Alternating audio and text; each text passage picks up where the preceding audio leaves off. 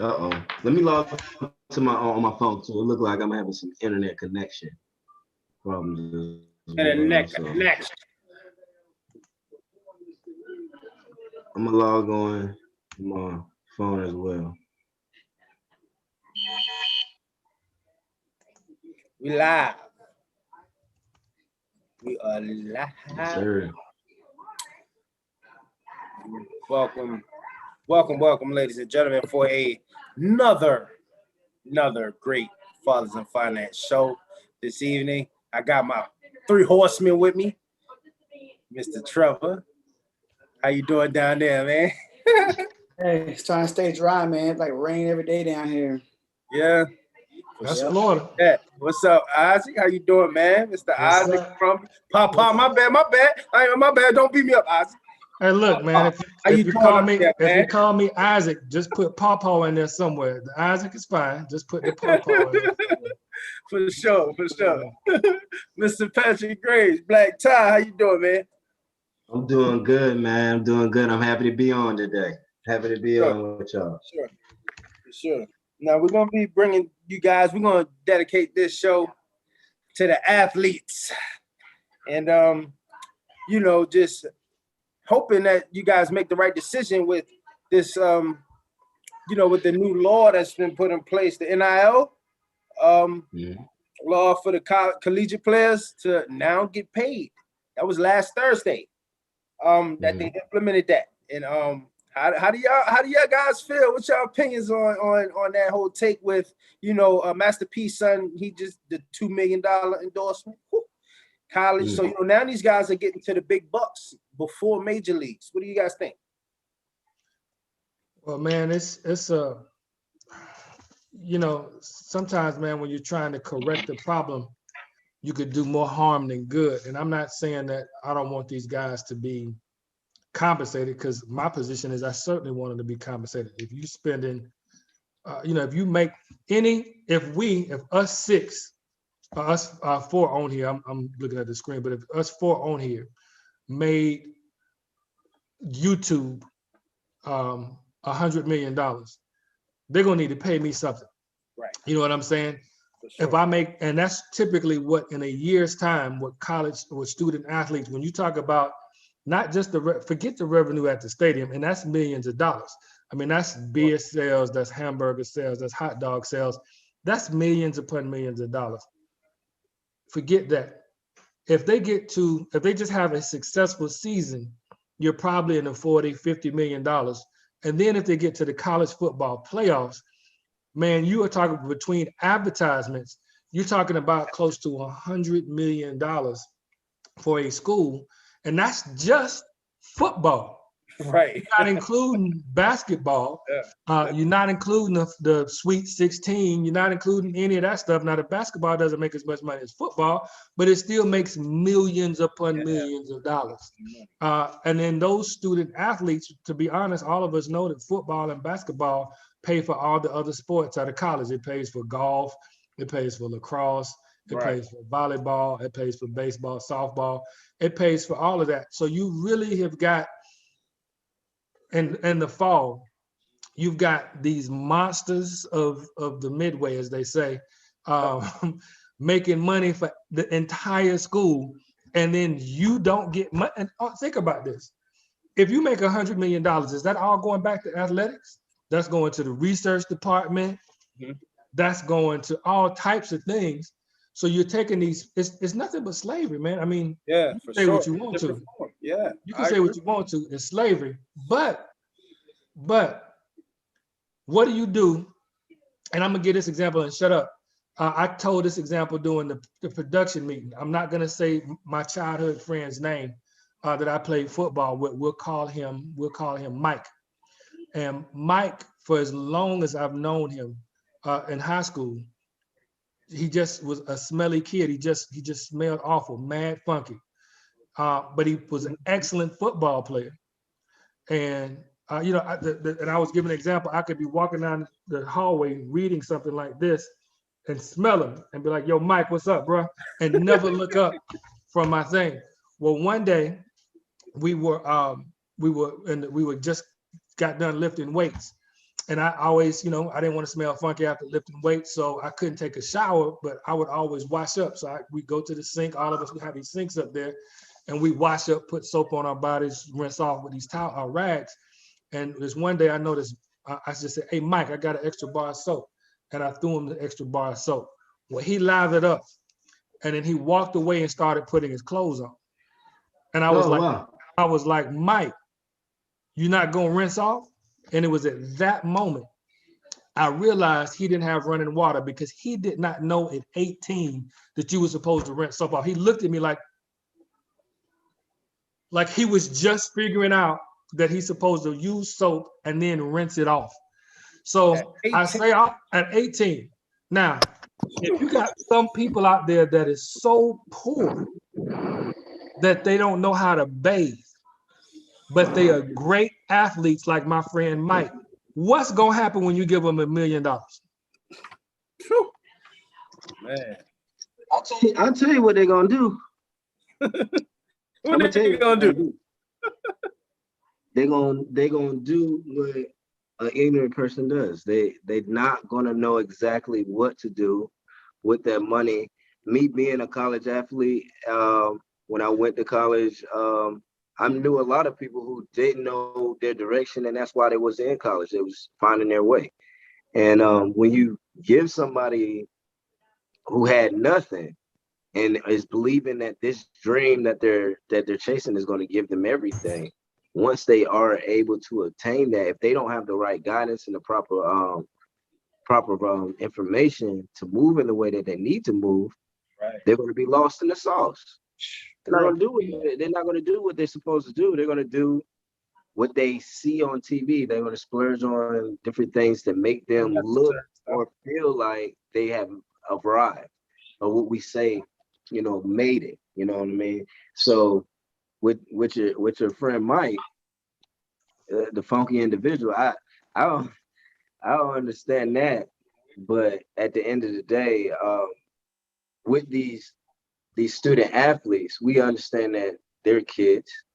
When I was that age, I actually went to college a little later in life. So I didn't go to college until I was like 24 and had a career in the military before I actually went to college. But seeing the other kids that was there at 18, 19, this is their first time by themselves. This is their first time with their first apartment. Maybe this is their first time being on their own. So they're learning everything in that way. And for our school systems not to have financial education in them, and them not knowing exactly what to do with their money, it's definitely a big wake-up call. What I would say, a wake-up call as far as, hey, this is all going on. They may not know what to do exactly, and that's why we see on the TV, like, people hold these athletes at a higher level, but they're still kids. They're still people that's trying to find out who they are.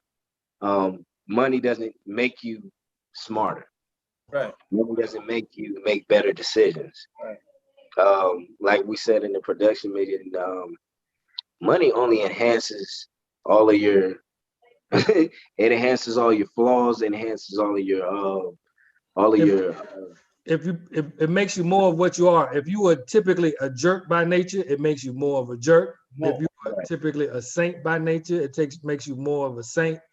You know, you hear all these stories about people that win the lottery and they become complete buttholes, and you hear other people that give it all away in a matter of months because they just got a big heart and they can't say no to anybody because they love everybody. So, you know, but the thing, man, you know, with my friend Mike, you know, it seems implausible, unrealistic that somebody not know how to bathe, but literally, man, if you were poor, I mean, man, listen, my community was based off of picking peaches. So you used to get paid 35 cents a bushel. You were striving to get a job where you were driving a forklift at that place, so you were because that was more money.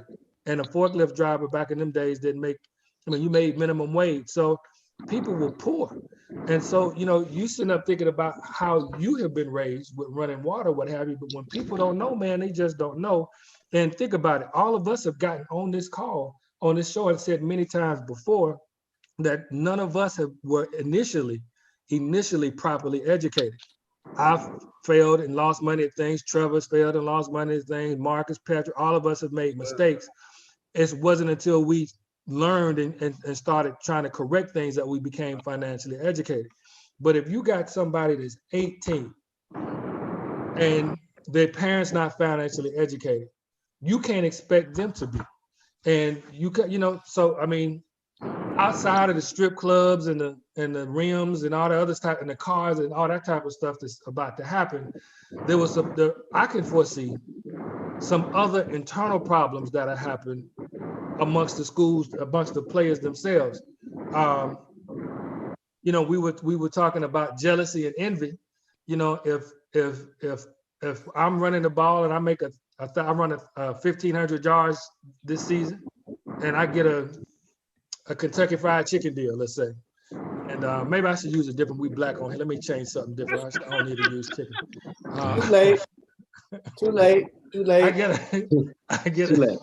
I get a Sage juice bar endorsement deal for running 1,500 miles.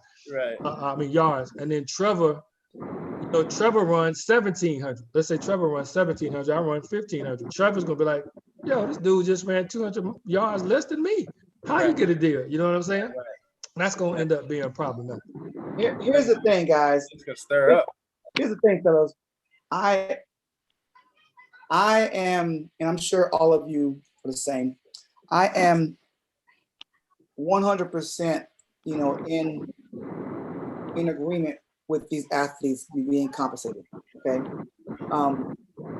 and like as Isaac said, typically, when you solve one problem, it creates 10 more, right? And typically, when something is a problem, there are unseen problems that you don't see. And my whole take about this whole thing is I personally do not see anything good coming out of this, right? And the reason why is this: the NCAA has been for years exploiting their student athletes, okay? Whether it was them not being paid, whether it was them turning a blind eye to a gymnast being assaulted and raped and all that, okay? The NCAA has done a horrible job looking out for the welfare and the safety of these student athletes, okay? All they cared about was, the money that was brought in by athletes. They didn't care about their health and welfare, okay? And we don't have to even talk about the money that the athletes can be making, but let's not forget these gymnasts, these daughters, okay, who were put in front of individuals that exploited them, okay, that took advantage of them, that did things to them sexually and all that the NCAA did not protect and did not do to make sure that these young women felt safe, okay? And it was a problem with NCAA, okay? So it's to me, it's bigger than just the athletes being paid. What it should be showing is the cruel and unusual, overhang the NCAA had on these student athletes, and they got the ball. Okay, for years they were the most authoritative body of government in the U.S. Other than our government was the NCAA. People knew you don't go up against them, right? And for years they had this racket going on. Okay, and I know for a fact they know they know that opening up these gates to pay these athletes is going to create more problems that they're going to say that they were trying to keep under wraps as to why they didn't get paid. Okay, right? Bullshit. If I'm giving my daughter, if I'm giving my child, my son, I'm turning them over to you as a student body. as a government, it's not just their financial well-being that I want to take care of. It's themselves taken care of, right? And this payment of the athletes is just showing the huge exploitation of our student athletes that the NCAA has been doing for over 100 years. Yeah.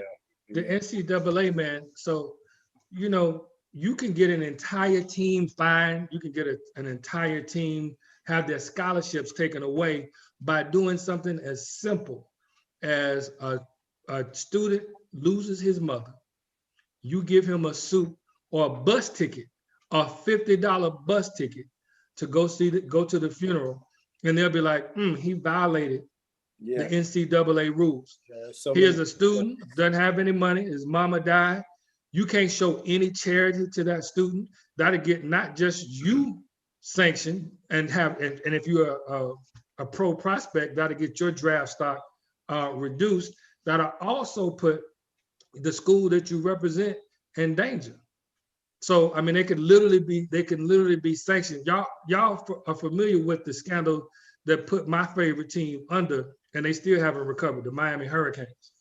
I mean, that was nothing but boosters, one booster in particular, going out of control, taking care of the ball players. Yeah. And he was doing stuff like, in the article we read, $3,000 a month to somebody's mama, because their mama was struggling. Right. They couldn't pay the bill, so they paid $3,000 a month to somebody's mama. You get somebody, I remember one of the guys didn't watch the NCAA tournament, if you read the article, because he didn't have a TV. The dude went in his garage and pulled a TV out of his garage. I am sick and tired of rules, sanctions, things put in place for the betterment of society and for the betterment of man. As soon as some high-powered body of government or body of governing says that, it's like people's brains shut the fuck down. Yeah. Okay. I mean, come on. You're gonna tell me that if a restaurant has leftover food, okay, they can't take it to a homeless shelter because we don't know the safety of the food, or we don't know what's. I mean, are you kidding me? Yeah. Are you kidding me? It's to me, it's just so stupid, and I don't want to get off the topic of what's going on with those, but a lot of the problems we have stem from the people that are in place putting these laws and these rules together. All right, as I said in the production meeting, just because something is a rule or a law doesn't mean that it's right. Right. Okay, don't mean that it's right. And just because something is not a rule or a law doesn't mean that it is right. Okay. Sure. Or it ain't right. So these endorsements that I see come to these athletes, yes, there's going to be very, very, very few athletes that have the mindset and the support of family and friends to really take care of this money and really take care of this opportunity. Okay. But a lot of these kids, and I'm sorry, they're going to be our color. All right.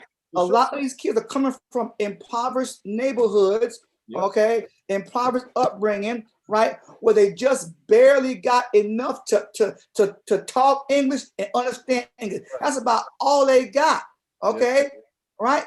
They did just enough to get through school to speak English, okay, and understand it. Notice I didn't say read it, okay? I didn't say read it. I said understand it and speak it. Right. All right. So we're gonna get these kids that lack the not even financial wherewithal, but the mental cognitive ability, okay, to handle this money. Like I said in my production meeting, if you give anybody that's unequipped to handle something in an absorbent quantity, it's a recipe for disaster. And you have got to be living under a rock to think that these endorsements are not going to cause more problems, okay, than the one problem they're trying to solve. Look, if the NCAA would have allowed these student athletes, whether you play basketball, field hockey, swim, track, football, if they would have allowed these athletes, okay, to earn money or to be given money, these schools make too much damn money, okay? I mean, the football program alone for some of these schools fund the entire school. Right. Entire school. Right. Okay, so the school and the NCAA, you dropped the ball by not allowing something that could be so easily fixed. Okay, give a student athlete 30 grand a year. Okay, and guess what? Don't give it to the athlete. Give it to a parent. Yeah.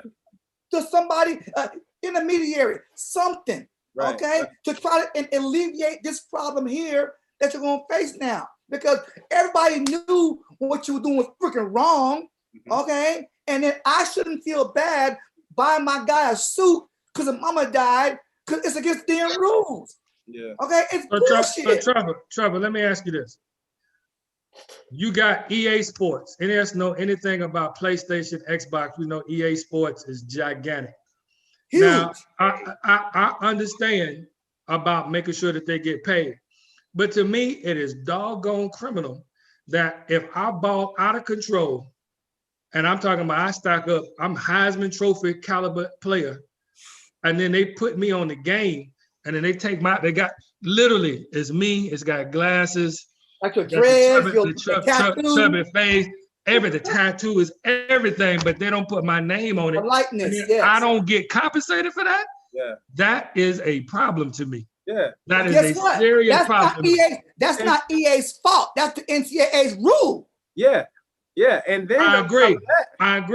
On top of now, that. but that has been rectified now. Yeah. You get put on EA Sports in college.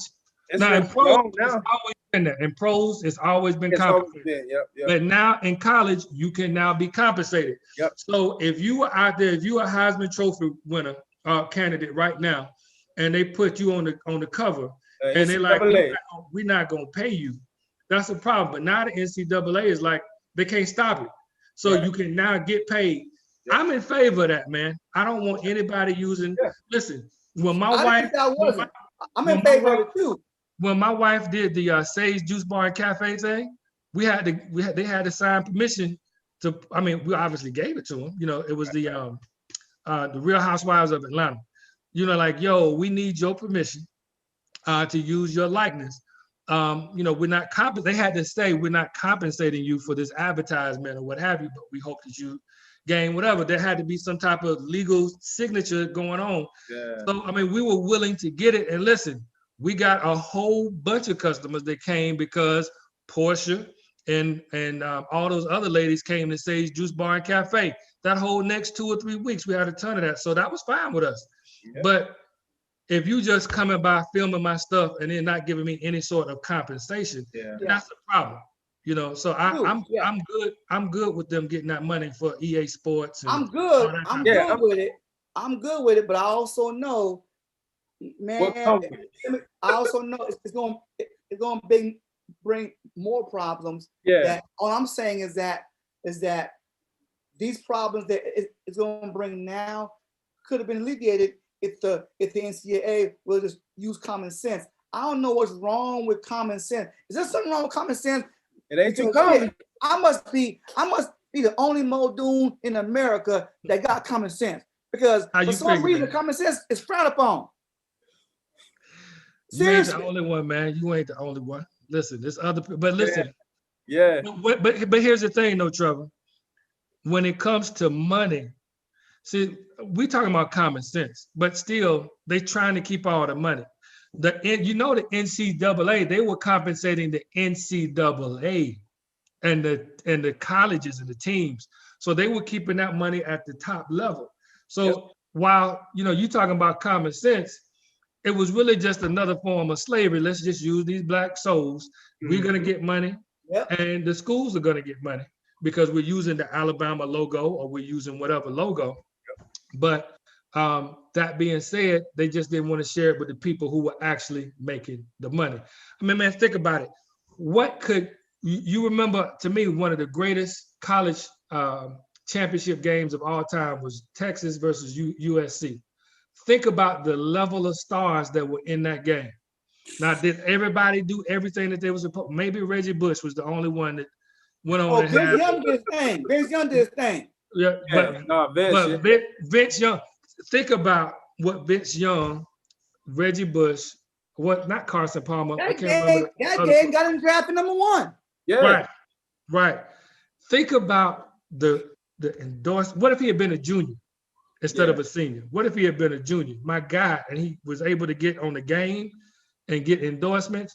Bro, he could have set his family up for life. Yeah, and see, doing that type of thing.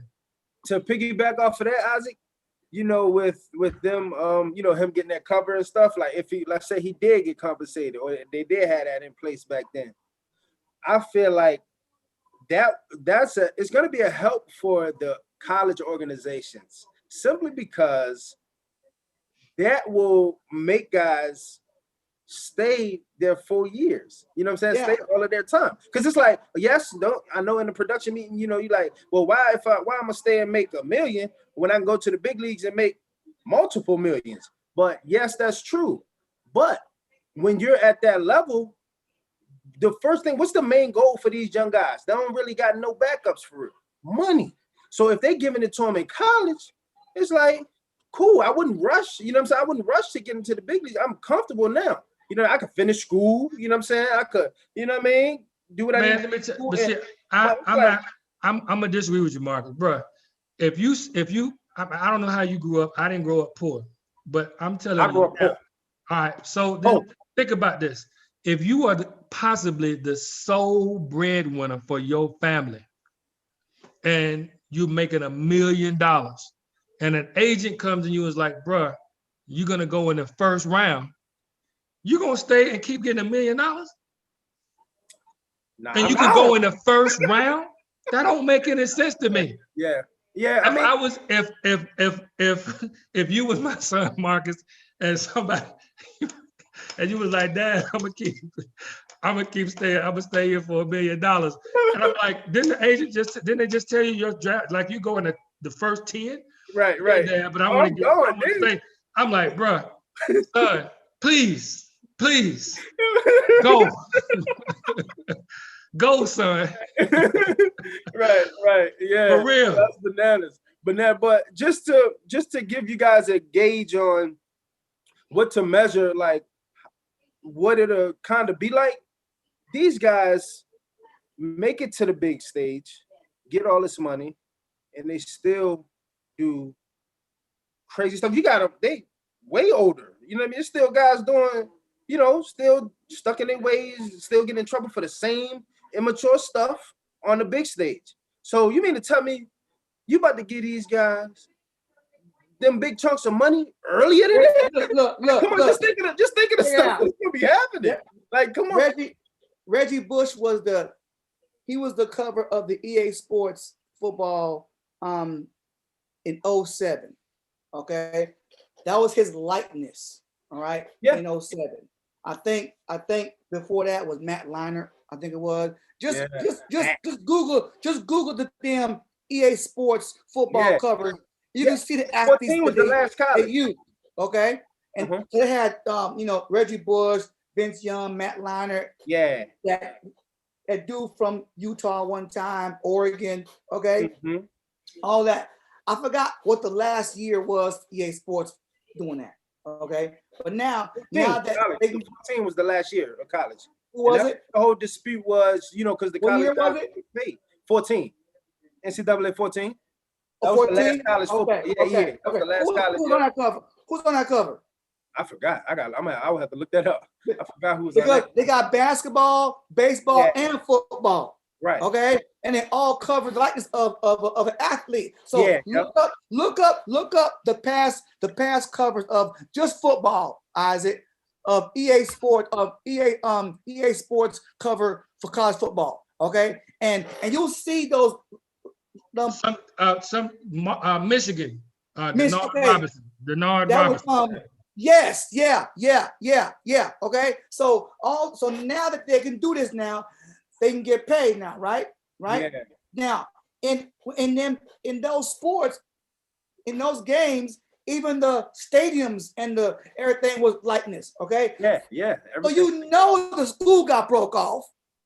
You know. Okay. The school got paid, and also even the coaches' likeness. Okay, on those games. So the coaches got paid. Okay, all right. The coaches got paid. Okay, the school got paid because their field and because everything was just like the damn school. Yeah. Okay. The only people that didn't get paid was the athletes. The athletes. Okay. Right. Even if I was a freaking mascot, motherfucker, they better pay me too. Right. Okay. Yeah.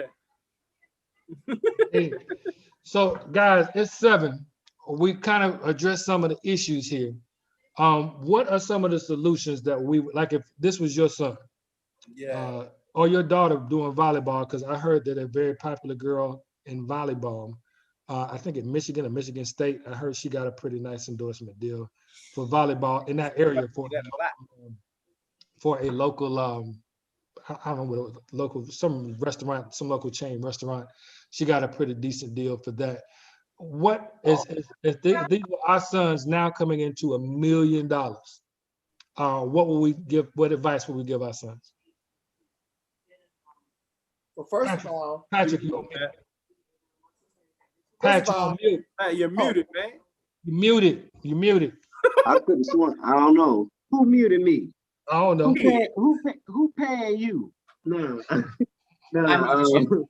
First off, I would say that the education is the best thing. The first thing is understanding what that money means.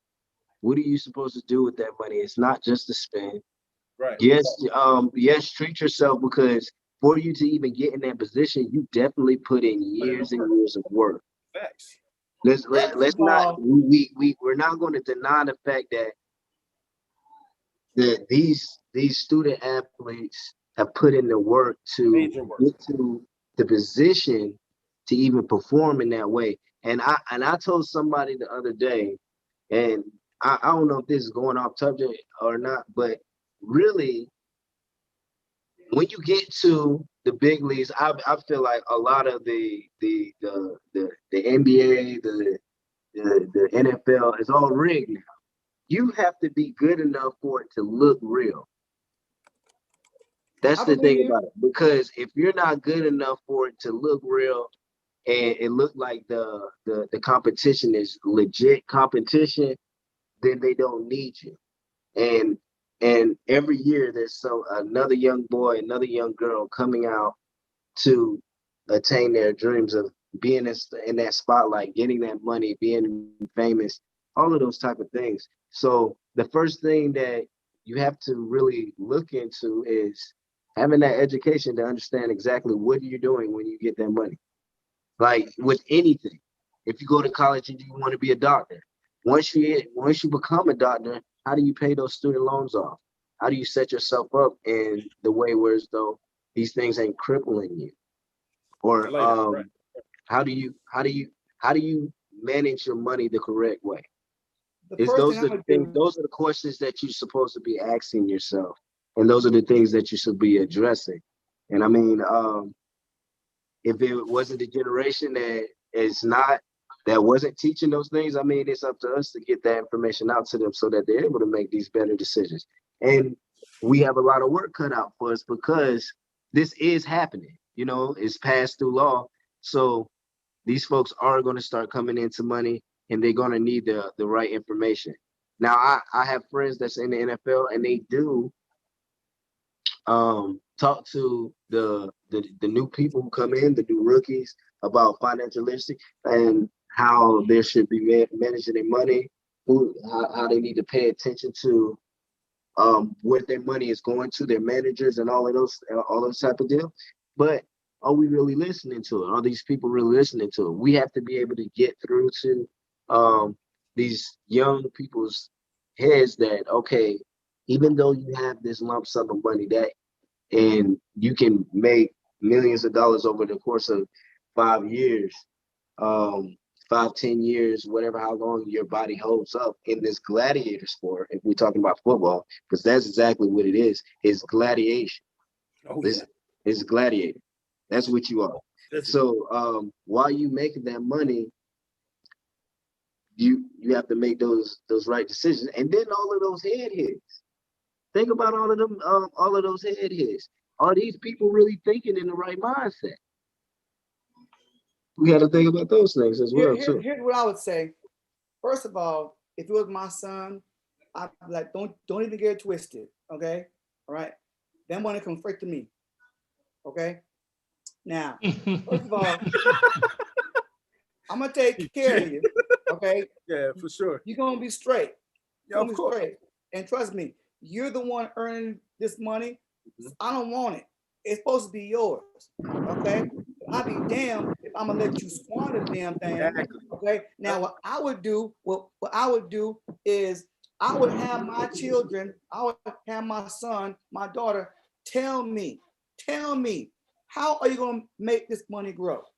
How are you gonna protect this money? Not just tell me, but show me. In other words, when you ain't in your playbook, when you ain't in your school book, okay, you better be in some book telling me what you could be doing to grow, to protect this money.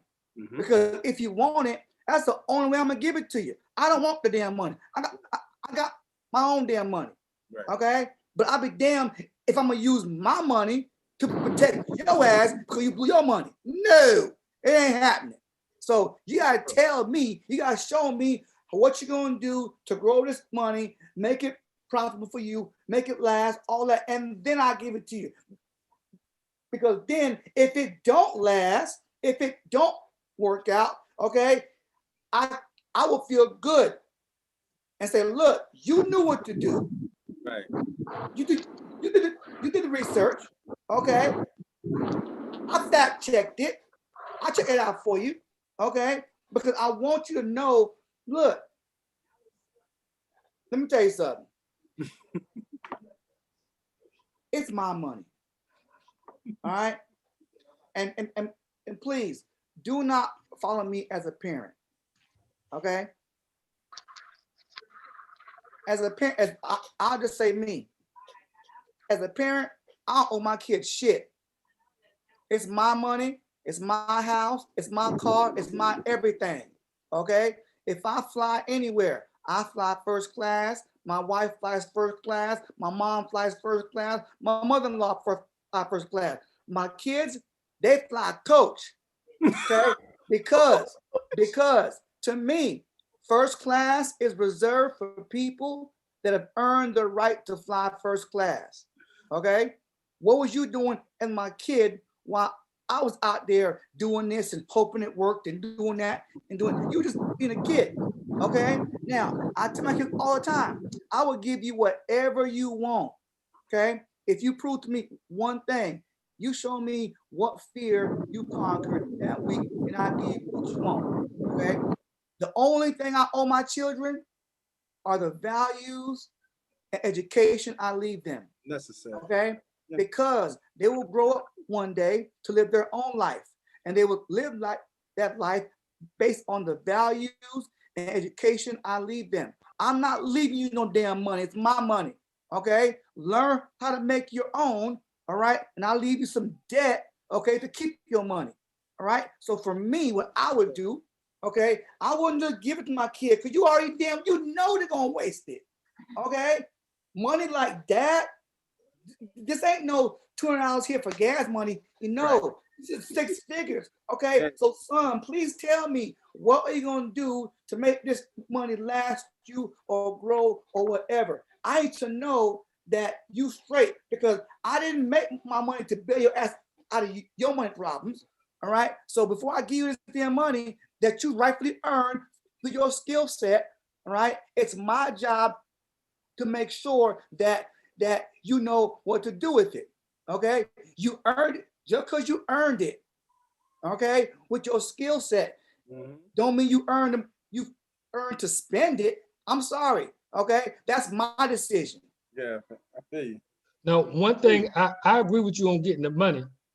So I'd be like, listen, especially if he's 16, it's a couple of 16-year-olds that signed that endorsement deal. They young. That's what I'm saying. like, yo, Ooh, all Lord. right, so that money comes to me, but I would go to somebody like Delitha, especially if I didn't have the education. And Delitha, for those who are on YouTube Live, Delitha McRae is one of the top Black financial educators in the United States. Period, hands down, one of the top financial educators in the United States. We just happen to know her. She has done tremendous work for her clients. So that being said, I would go to somebody like her and I'd ask her, what can we put out there to make you to make sure that this money is saved. Now, one thing I will tell you that prime time did, Deion Sanders did, and this lets you know that somebody talked to him. Do y'all know what Lloyd's of London is? Yep. So Deion Sanders had his mother mortgage their house to buy a Lloyd's of London policy. Lloyd's of London insures crazy things, right? Just stuff that you can't insure normally.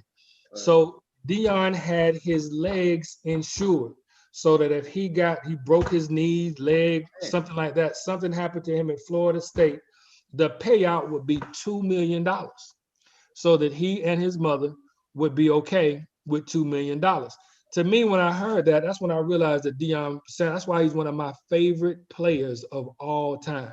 That's when I realized that Deion Sanders had some intelligence about him and he just wasn't just a jock athlete. You know what I'm saying? That he was super intelligent. Then, of course, once he went on to the pros, he did great stuff with his money.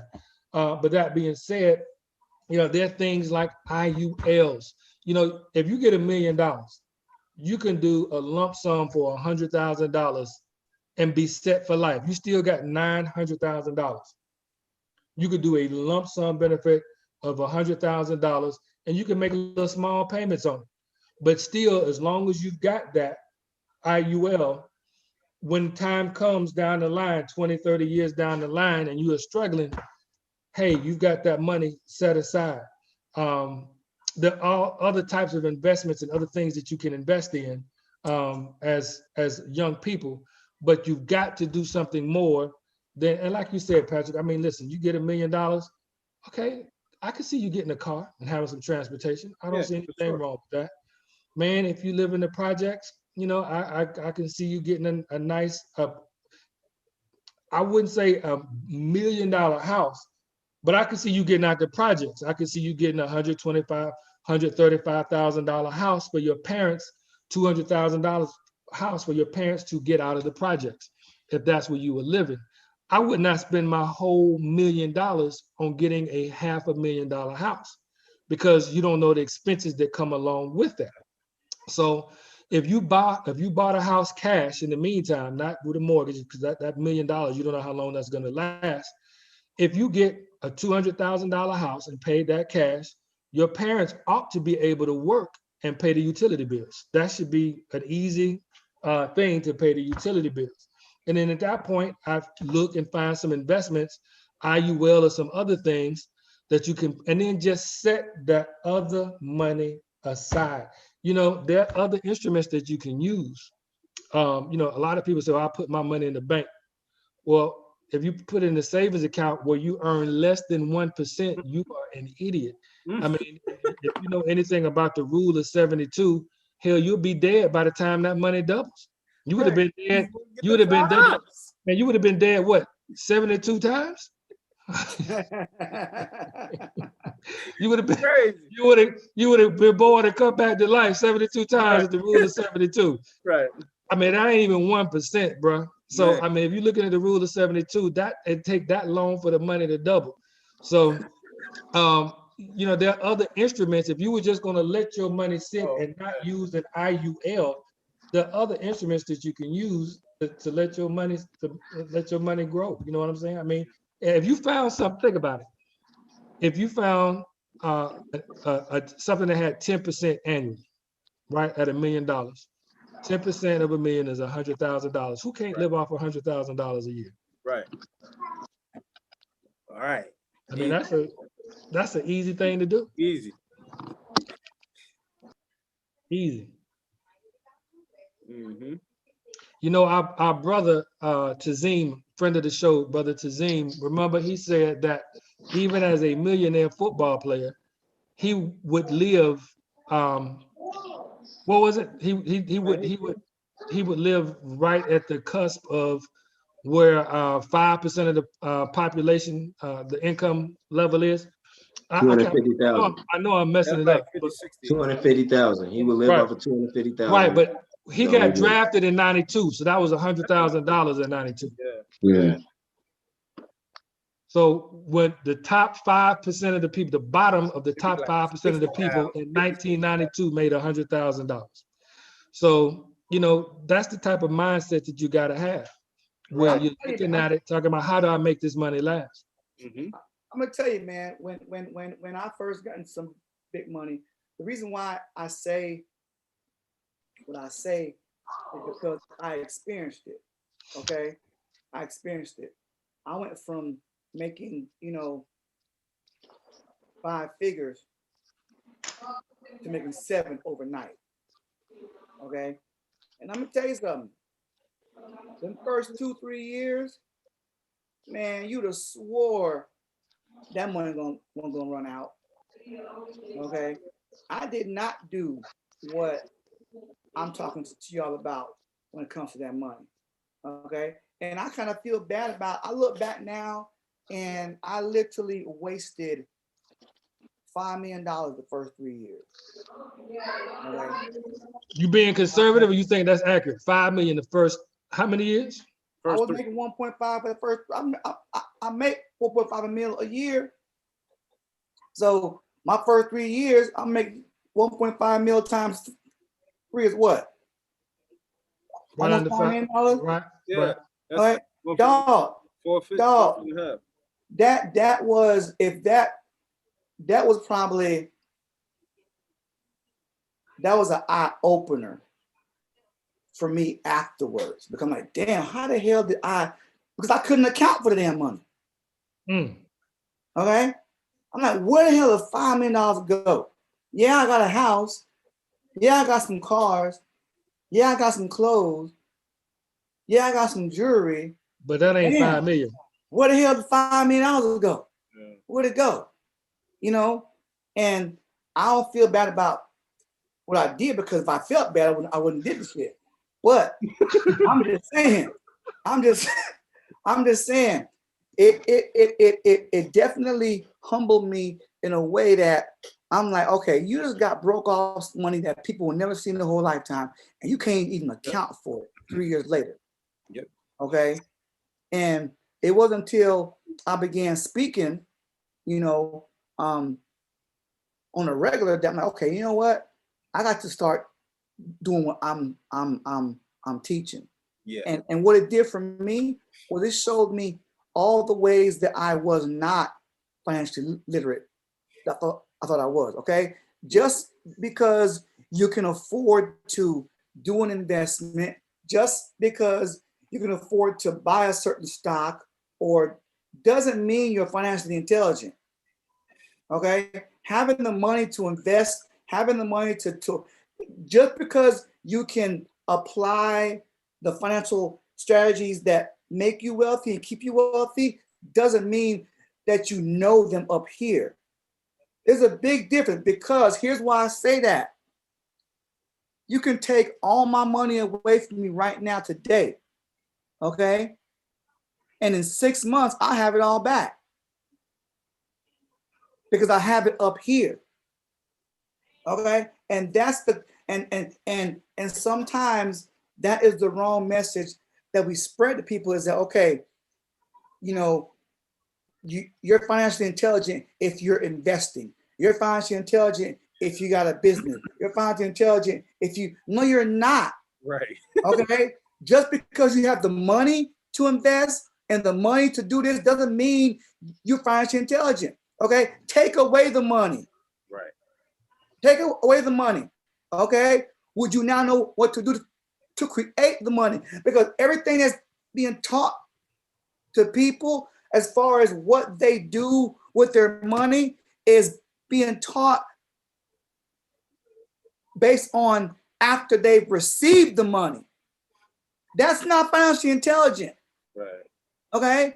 Financial intelligence is, okay, how can I make this? Because all money is, let me tell you something, money doesn't make you rich, okay? It's the process that creates the money that makes you rich. All right? So what process do you know that will create this money? Because you can't, I don't care who you are. If you just fell into some damn money and you give it to me to do an IUL for you, I ain't gonna call you financially intelligent. If you give it to some broker to put into a stock market or put into a vehicle that grows it, that don't mean you're financially intelligent, okay? It just means you knew what to do with the money that was given to you or the money you came up on, okay? But if you didn't come up on that money, how would you make it? How would you create it? That's financial intelligence. And that's what I knew, that too many people bastardized that word. Knowing where to put your money doesn't make you financially intelligent. Because let me tell you something, every athlete knows that shit, but they don't do it. You wanna know why? It's not part of their mindset. It's not part of their makeup. It's not part of their DNA. Every athlete knows to invest. Every athlete knows to get a business. Every athlete knows, you know, to get an insurance policy of some sort. Okay, but not every athlete does. Why? It's not in their head. It's not how they're made up. So I'm tired of people just saying, you know, just because you got the damn money, throw it here, throw it there, and you good. You ain't good, because guess what? Guess what? You don't know what to do. What can you pass down to your children as far as that go? Okay, if you're an athlete, okay, and you put your money into an IUL, and yeah, it did good for you. Okay, all you can pass on to your kid is, look, son, when you get rich, put it here. Well, damn, Dad, how do I get rich? I don't know, son, but when you get rich, put it in the IUL. Don't tell that man shit. Yeah. Just because you know where to put your money don't mean you're financially intelligent. Okay?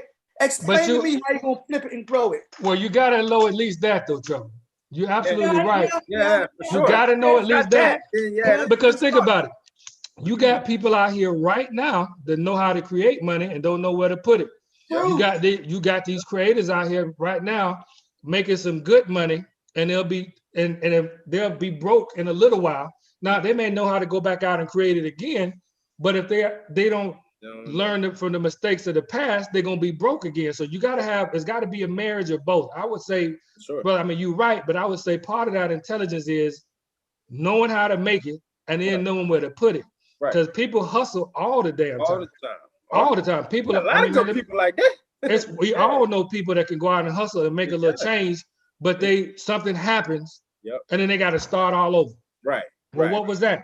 That's definitely not financial intelligence. They didn't know where to go with it. You know what I'm saying? They made the money and then didn't know where to go.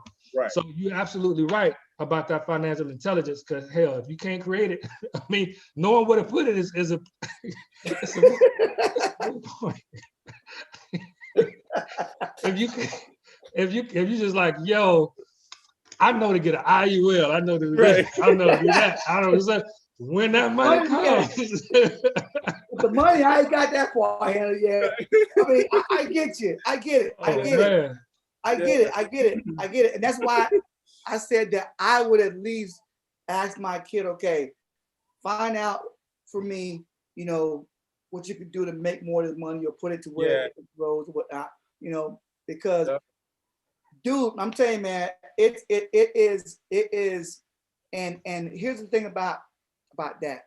Once you get used to that kind of money, it's hard to go back to not having that kind of money. Yep. All right. Oh, y'all go. I'm sorry. So I happened to be on Instagram, and there was y'all remember the singer named Nivea? Yeah. She did an interview with Candy Burris. Candy Burris, that's a girl that's financially intelligent. That girl there. That girl there, boy, she can make money and she can flip that money. She's got this talk show where she interviews people in the industry. and she was interviewing Nivea. And Nivea, I didn't watch the whole thing, but Nivea was saying that after her career stalled, she didn't know what else to do. So she had prepared herself to start going to this club called Babes and start stripping, which is where she, I think she started from. So Candy was like, you were gonna go strip as Nivea? He was like, yep. I was gonna go to Babes and start stripping as Nivea. She's like, as a mother of 2 children, she was like, as a mother of 2 children, known as Nivea, the singer, I was about to start stripping. So that just shows you that, you know, she only knew singing, and singing entertainment is a fickle career. I mean, they love you one minute, they hate you the next. Yeah. There's only a few people that definitely get was not beyond. financially intelligent. Right. So Yeah. she was just like, yo, and so I meant to go back and finish listening because she talked about how she found her way out of that and how she didn't have to go back to Babes. Right. So I really need to go back and listen to that. But she was just really at a point where she was just like, yo, I don't know what to do. And so you're right, Trevor, if you start making that money, you know, it's a humbling process when you lose it all. You know what I'm saying? And I didn't make 1.5 million, but hell, the money I made when I lost it, I was like, God damn, you know what I'm saying? Trevor, listen, it ain't got to be 1.5. It could be 200,000. Yeah. It's a different kind of hurt, Isaac. I believe it. You can't account for 1.5 mil times 3. It's a different kind of hurt, bro. Okay? Yeah, listen, I haven't walked your shoes. I haven't walked your shoes. I just know. Don't walk it. Don't walk it. Don't walk it. Hey, I just know my shoes hurt, so I can't imagine. Don't walk it. I just know my that was shoes 11 hurt. years ago. So that was 11 years ago. You know. Yeah. So I mean, yeah, but yeah, everyone has their own path too, man, as far as how they learn this game. Right. Yeah, for sure. Because you're gonna go through some downfall. Yeah. Right.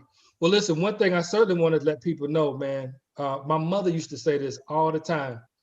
Don't buy all of your experiences. Learn some experiences from other people. My mother was like, do you have to buy every damn thing? Look at some people and say, do I want to travel down that path? Right. You know?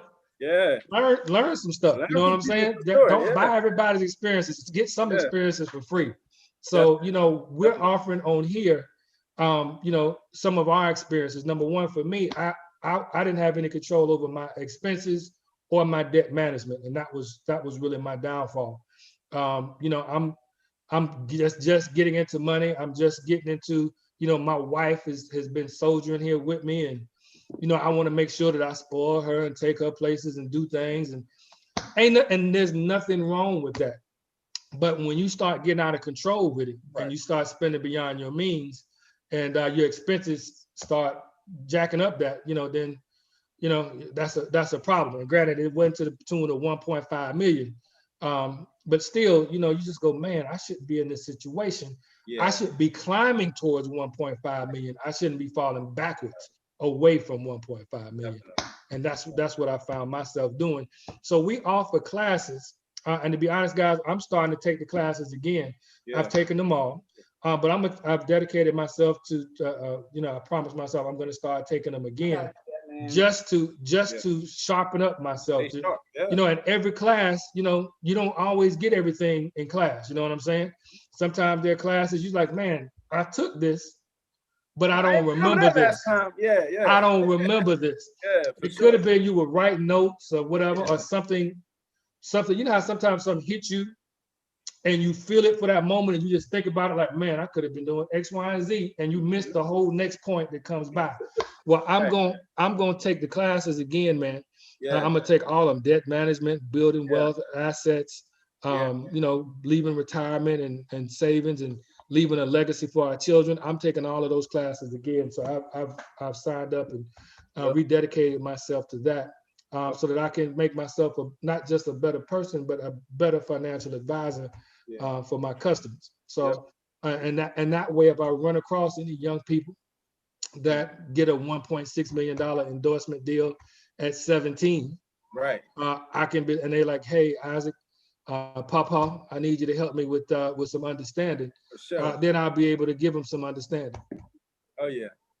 And for the young people that's getting that endorsement deal, I know in case y'all witness this, talk to myself, Trevor, Patrick, Isaac. We know how to help you put your money up and where it needs to be to protect your financial future, definitely. And we're definitely getting up with we're getting out there with our audience. So if you come across this video, do not hesitate to, thank you, Tanisha. Our information has just popped up on the screen, but for sure, if you do not hesitate to get in contact with us. We are financial educators, and we do help with every area of finances, for real. I must say this, man. We all look better now that we did then in that picture. Right. Look, progress, bro. Yeah, look, hey, as long as we keep moving forward. Especially Marcus. Marcus a little thinner nowadays. Yeah, man. I'm trying to get myself right. Look, we got ready for Portugal and Spain in April. You know what I'm saying? I gotta get right. Yeah. Man, my head still looks juicy, man, on that picture and right here. I'm telling you, man, we all look bigger back then. Right. Yeah. Yeah, man. Oh man. Yes, sir. Oh, that's cool. Man. Well, guys, it's 7:30, man. Man, it's been another great topic here. Number one, I hope that anybody that has watched this, and man, we didn't even get real deep into that article about how they were. We'll touch on back about this. We'll touch on it some other time. Yeah. But man, we certainly, it was a great time on here today. I know we talked about some financial instruments, in particular the IUL, but there are other instruments that you can use that you can literally deposit your money in and earn compounded interest, and you live off the interest while that money grows. Exactly. I mean, that's a no-brainer. Imagine being in college in them vehicles and you making $100,000 a year from money that you just got deposited. Exactly. Let me tell you something. Massively. If my father had been giving me $400 a week a month in college, let me tell you something. You wouldn't have been able to say nothing to me in 1988. Right? 400, like I was barely surviving off of 100 that he was sending me 100 a month. I was barely surviving off of that in 88. If he had sent me $400, please, you wouldn't have been able to tell me jack in 1988. Now give me $100,000 at FAMU, please, bro. It would have been a wrap, bro. Right. I just would. You listen, I would have been the most ignorant son of gun. I don't know, man. Right? I'm touching that kind of money in college. That would have been great. Yeah. We was outnumbered 11-1 too. Guys was outnumbered 11-1. Well, I remember, man, back in. Man, I remember like that everywhere too. I remember, boy, I lived in Florida, so we always heard about fam. Always heard about fam. Fam was a party school, boy. Patty Foot, the damn. Oh, what you know about the foot? You know about the foot? I know. You know about the foot? Yes, I know about Patty Foot, boy. Oh man, that's hilarious. I didn't know you knew about the foot, man. I gotta talk to you offline.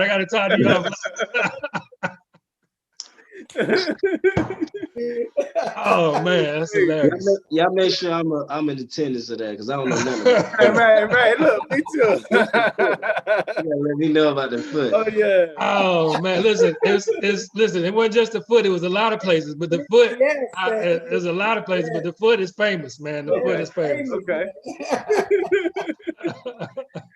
Well, oh man, that's hilarious. Definitely had a great show tonight, this evening. Fun. It's always a pleasure presenting to you guys with my brothers. We'll see you guys again next Tuesday. Y'all have a good night.